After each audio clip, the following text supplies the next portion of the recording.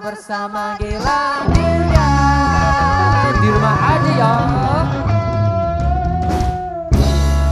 Kita kembali pemirsa di Sahur bersama Gilang Dirga di rumah aja ya. Dan kali ini sama nih temanya pemirsa, tetap tentang adab bertetangga. Ya. Nah kalau tadi kan di awal nih si Pras Teguh katanya marah-marah karena tetanggaan terus di rumah ini berisik. Nah gue mohon maaf banget. Nggak Emang apa-apa, di sini nggak apa-apa. sering terjadi keributan. Itu juga gara-gara si Bule biasanya sama si Kimau. Cuman Kimau hari ini lagi kemana gitu gue lupa. Waalaikumsalam. Pak Ustadz. Aduh. Sehat? Sehat alhamdulillah Pak Ustadz. Sehat? Sini, Pak Ustadz. Pak Ustadz Ya, sebelah sini boleh, sebelah sebelah sini. Nah. Aduh, gimana? Alhamdulillah, makasih Pak gimana? Ustadz udah datang lagi ke sini. Kebetulan tadi kita sempat ngebahas tentang adab bertetangga.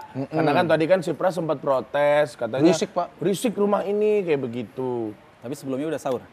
Alhamdulillah sebelumnya udah sahur. Pak Ustadz udah sahur belum? Udah tadi. Alhamdulillah. Sekotak. Sahur ya? Lu belum sahur? Oh, udah deh. Gimana tuh Pak Ustadz? Adab bertetangga, kata Imam Al-Ghazali ada 12. 12. Banyak ya? juga, Pak. Kita persingkat aja. Oke. Yang pertama, mendahulukan mengucap salam. Contoh, misalnya ada orang lewat, kita ketemu, kita dahulukan salam kita. Assalamualaikum warahmatullahi wabarakatuh. Itu mudah kan? Iya. Yang kedua, adab yang kedua, ketika kita ketemu tetangga, diupayakan jangan terlalu banyak berbicara. Jadi sekedar tanya saja misalnya, Pak Haji mau kemana? Oh ini saya mau ke pasar. Sudah sampai di situ. Ya monggo silakan Pak Haji. Jadi jangan tanya Pak Haji mau kemana? Saya mau ke pasar, mau beli apa? Sama siapa? Pulang jam berapa? Pinjam duit dong. Pinjam duit dong. Nggak boleh. Ntar takutnya ujung-ujungnya jadi gibah malah ya. Iya. Gibah, oh bagus. Gibah pernah ditanya oleh sahabat, ya Rasulullah, gibah itu apa sih? Atadruna mal gibah. Gibah, kata Rasulullah, zikruka akhaka bima yakrohu. Membicarakan saudaramu, yang saudaramu itu dalam pembicaraannya tidak menyenangkan. Jadi kalau kita membicarakan saudara kita, yang dalam pembicaraan itu tidak menyenangkan orang lain. Contoh, saya berbicara dengan ini, terkait tentang Bang Gilang. Tapi Bang Gilangnya nggak ada. Apakah itu termasuk gibah? Itu gibah. Oh, iya itu benar. gibah ya, Pak, ya? Ngomongin orang di belakangnya begitu. Ya. Kemudian kata Nabi, lalu sahabat ini bertanya kepada Nabi, ya Rasulullah, seandainya jika apa yang saya katakan berdua ini benar adanya, Bang Gilang tuh begini-begini, apakah saya termasuk gibah? Kata Rasulullah, faqad igtabtah, maka sungguh gibah. Kalau kita ngomong ini benar begitu, itu gibah. Benar aja yang pengen diomongin, itu gibah. Kemudian kalau jika tidak benar, apa yang kita omongin berdua, faqad bahattah, maka sungguh dusta. Gitu, itu masalah gibah. Jadi makanya ada bertetangga, jadi tadi satu, nggak usah terlalu banyak bicara, tanya saja dia mau kemana, udah selesai. Benar. Yang ketiga, Ustaz? Yang ketiga, menundukkan mata ketika melihat istri tetangga. Menundukkan mata ketika melihat istri tetangga. Jadi kalau misalnya istri tetangga kita cantik, kalau melihatnya harus menundukkan mata, jangan Itu sulit, dipelototin. Itu sulit, harus belajar. Kadang mata sendiri yang ngejar ke situ. Sinyalnya kuat gitu ya. Iya. Jadi itu harus dilakukan, harus Itu tundukkan. adab bertetangga. Oke. Yang ke berapa tadi? 4. Yang kelima, ketika melihat pembantunya rumah tangga, jangan dipelototin, jangan dilihatin. Oh kalau ada pembantu jangan dipelototin. Iya, kalau yang cakep. Kasih duit dong. Kan ada tuh. Masa dipelototin. Mau kemana kamu?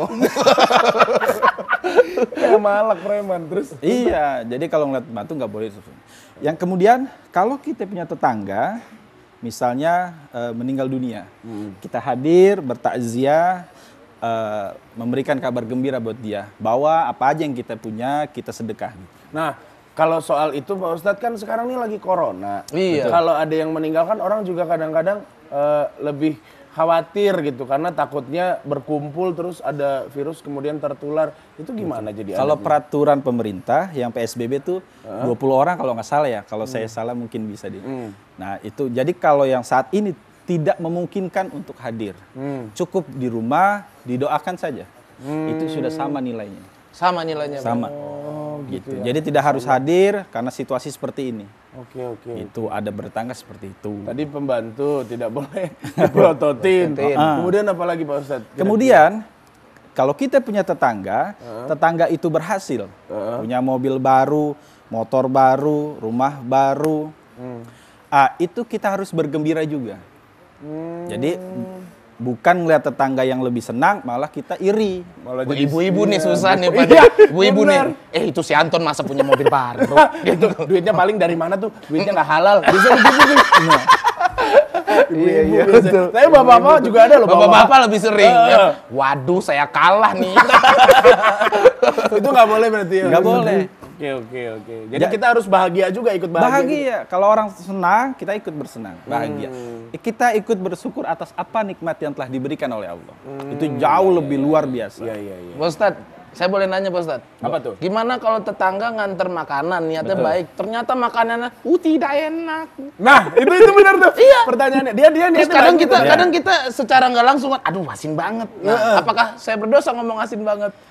Sebetulnya begini, bicara tentang itu, memang Nabi menjelaskan kepada kita, sebaiknya kalau bertetangga, kita bikin contoh nih, saya sederhanakan. Kita bikin sayur, dagingnya, semur. Kata Nabi kalau bisa kuahnya banyakin. Contoh kita perhatikan dulu, misalnya, si om ini anaknya 5. Berarti kuahnya banyakin, dagingnya 5 potong. Jangan kuahnya banyak, daging cuma 1, 2. Iya. Itu satu, itu nggak boleh. Yang kedua, jangan menghina. Meskipun kita dikasih oleh kata Siti Aisyah, Nabi menjelaskan kalau kita dikasih 1 tulang saja, yang daging itu kita tidak boleh menghina makanan itu. Tetap nggak boleh, Nggak walaupun boleh. asin kayak Pras tadi bilang. Ya Itu kalau asin keceplosan, kalau orang nggak tahu, dianggap tidak mengetahuinya, nggak ada masalah. begitu. Kan sekarang udah tahu nih. Dalam hati aja ya. Asin.